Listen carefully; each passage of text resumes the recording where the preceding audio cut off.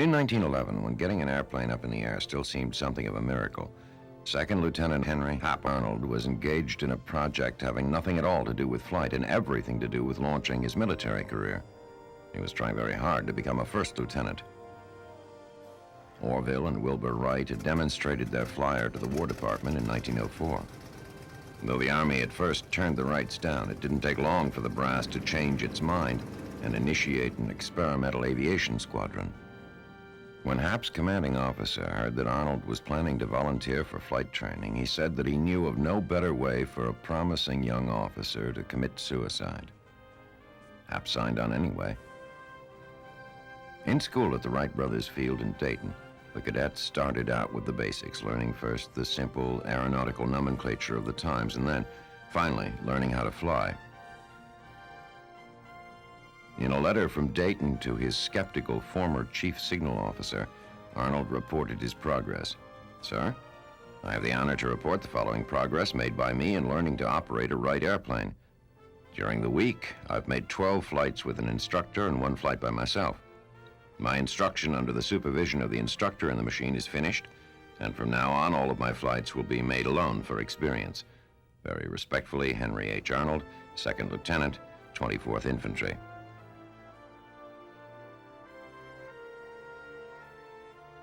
Hap was one of the first to earn his wings as a pilot in the United States Army.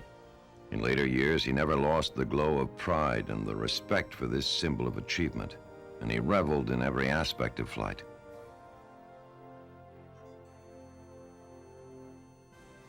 He was the first to win the McKay Trophy for air reconnaissance, and in 1912 he set a high-altitude record of 6,450 feet. He was also one of the first couriers in the earliest days of airmail service. That diversity of experience pushed him into the front ranks of military aviation. He was quick to grasp not only the need for better aircraft, but for better pilots and flight crews as well. As an aviation instructor, he helped design the curriculum that guided a generation of flyers.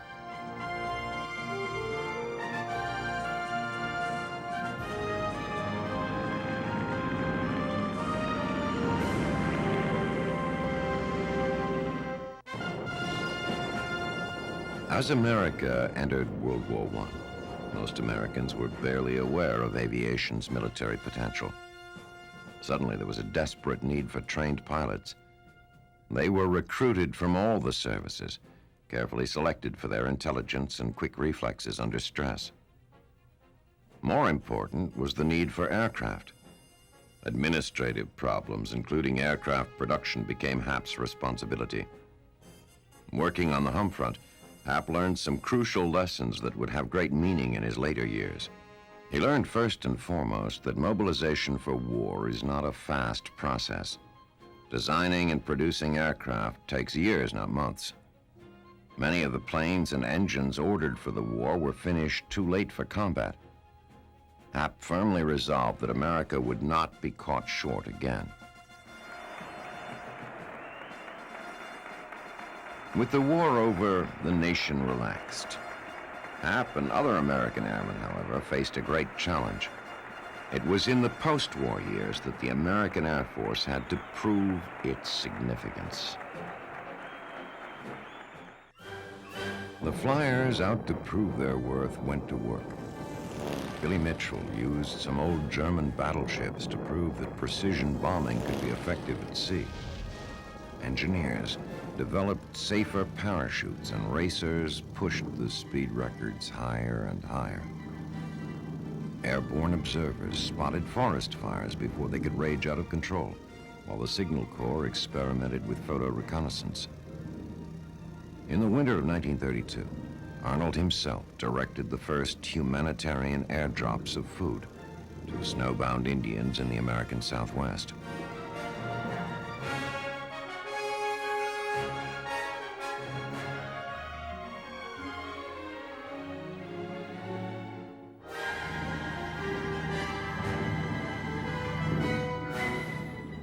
Despite the peacetime disinterest in things military, Arnold and the others were slowly building the Air Corps. The fleet of aircraft, while small, modernized. with new and more capable models coming online.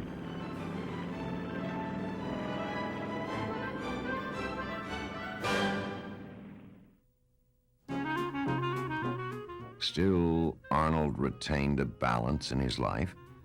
These old movies show him at home, passing the time with his family and vividly illustrating why in his days at West Point, the cadets nicknamed him Hap. The family reflects his good humor, and though he is growing older and wiser, he still exudes the quality of joy and optimism for which millions will soon know him.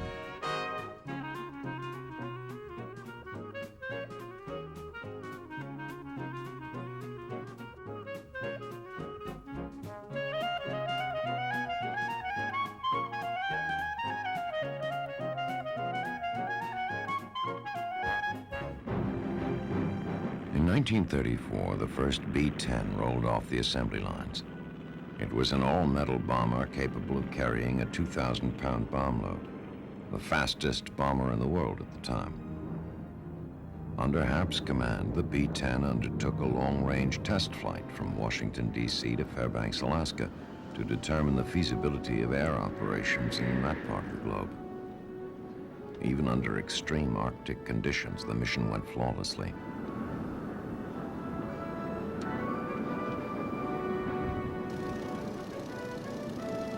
On his return, Hap was honored with the McKay Trophy a second time.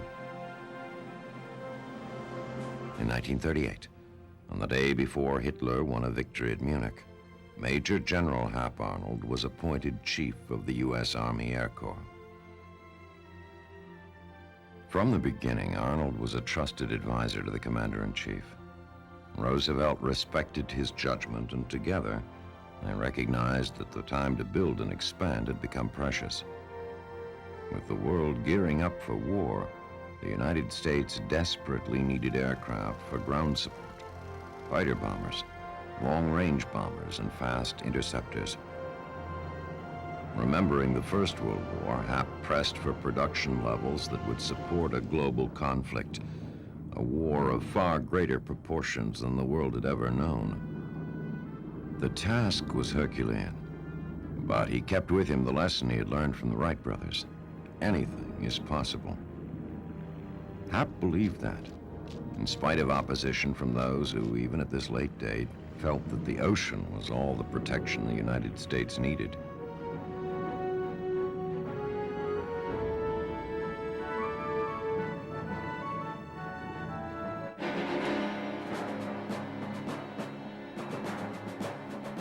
Pearl Harbor proved them wrong, of course, bringing into focus the need for huge quantities of aircraft and vast numbers of men to fly and maintain them.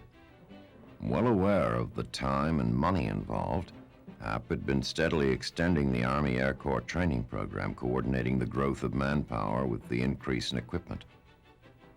Since 1939, he had fostered the idea of having civilian schools help to train pilots in the first stage.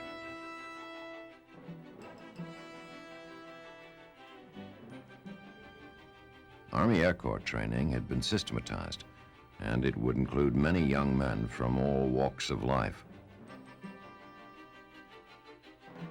Arnold had the huge task of planning American air power for a worldwide battlefield.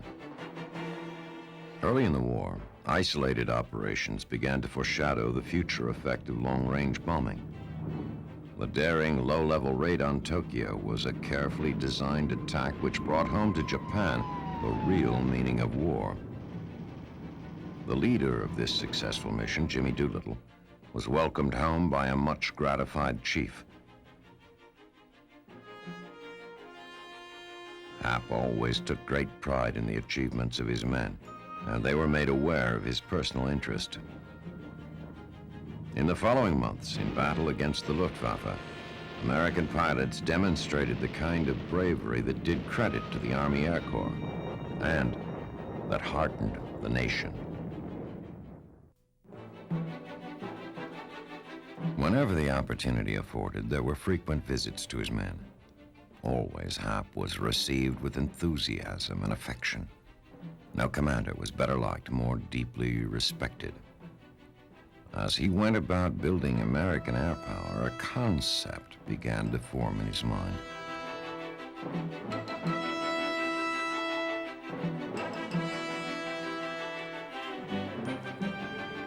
Now he saw the strength possible in mass formations of long-range bombers, each a fortress in the air, a multitude of flying fortresses pounding the enemy into submission. Air supremacy, the mother lode, the greatest challenge of his life.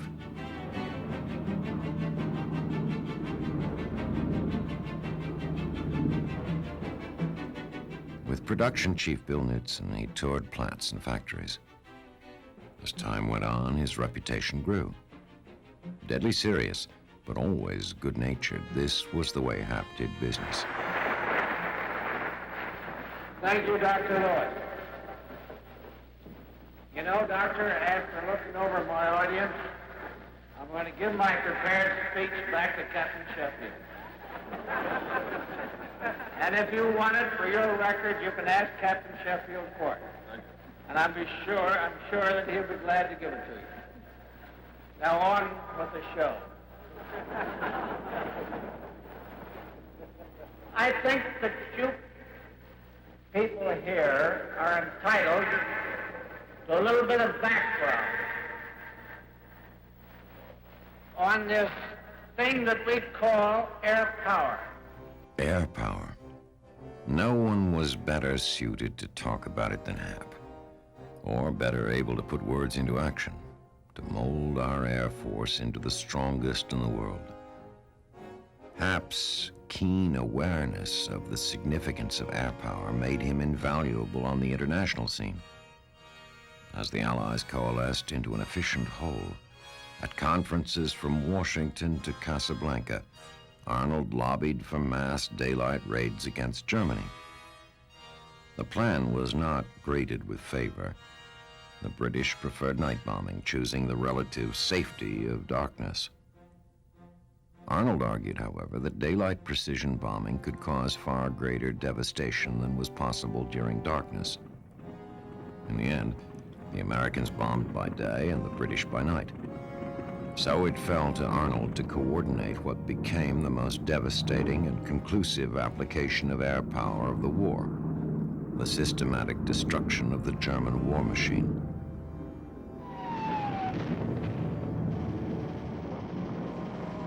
But Arnold's involvement did not end in Germany. In the Atlantic, German U-boats were seriously threatening the Allies' ability to keep their armies supplied. Arnold assigned B-24s to attack the submarines, and the tonnage lost to wolf packs dropped precipitously.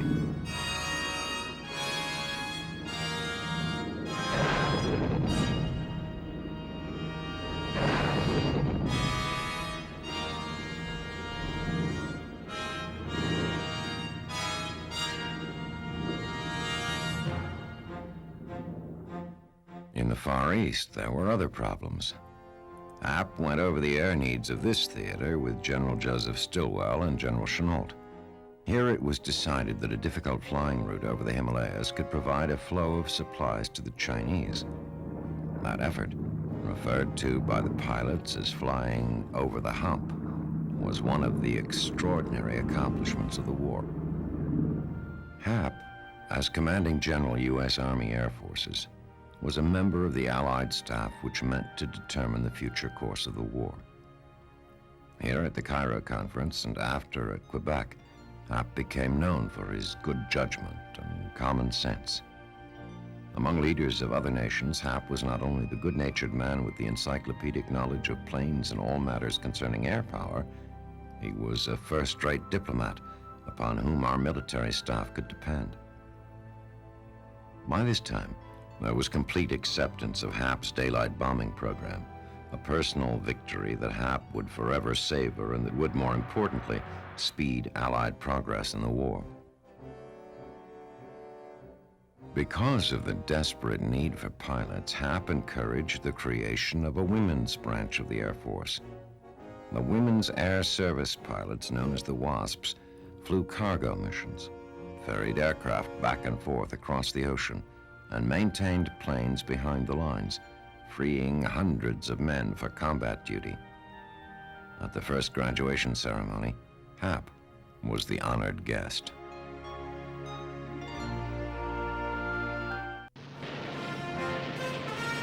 August 2nd, 1943, the 9th Air Force carried out a hazardous low-level raid on the Plasti oil fields in Romania.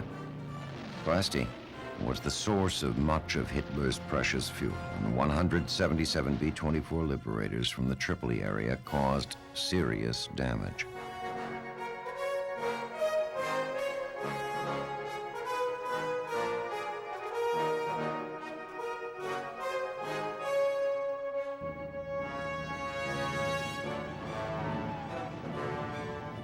By 1944, the program for massive high-altitude air bombardment began to reach its peak. Every day, thousands of strategic bombers and their long-range fighter escorts crossed over German-held territory. There was no doubt that the effort was having an effect, but the question remained whether the effort could be maintained long enough to win the war. Arnold, who had learned long before that anything was possible, saw the answer in planning. He saw to it that the pilots, the planes, the fuel, and bombs all kept flowing. He made it clear that nothing would stand in the way of his plan to use air power to knock Germany out of the war.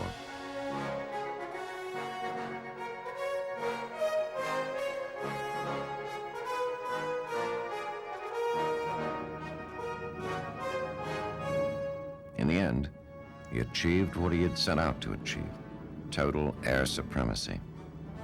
The Allied bombers and fighters attacked Germany unmolested.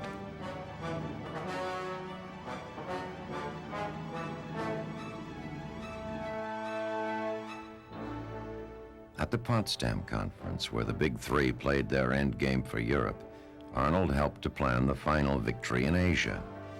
And after Potsdam, Hap, with the glow of victory still upon him, recognized the contributions of all the services in the defeat of Germany. This is an appropriate occasion, for we are celebrating tonight the 38th birthday of military air power in the United States. At this time, the newest of the services acknowledge the debt it owes to the armies of our land and the navies of our seas. We dip our wings to their glorious tradition, and tonight particularly, I want also to salute all of those who fly and those who make flying possible, be they of the Marines or of the Navy, or in civilian aviation in any of its many forms, or in the Army Air Forces, for they have all played a part in winning this war.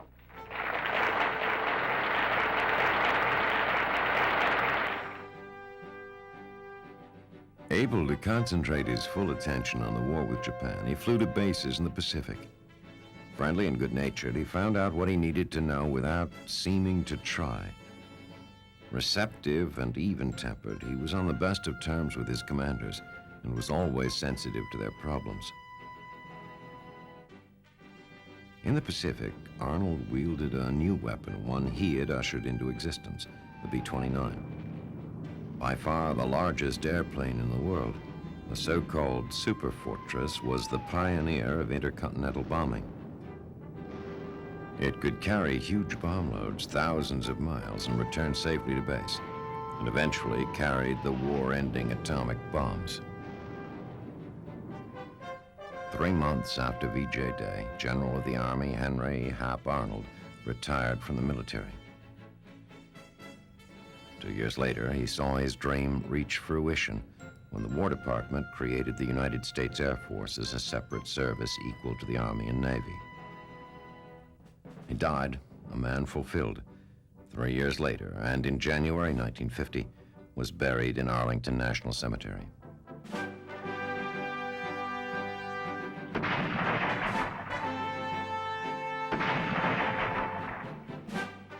Much remains, however, to remind us of Hap Arnold's contribution. Fittingly, named for him is the Arnold Engineering Development Center in Tennessee. Here, Air Force engineers look far into the future, trying to develop the technology that will keep the United States Air Force strong into the next century.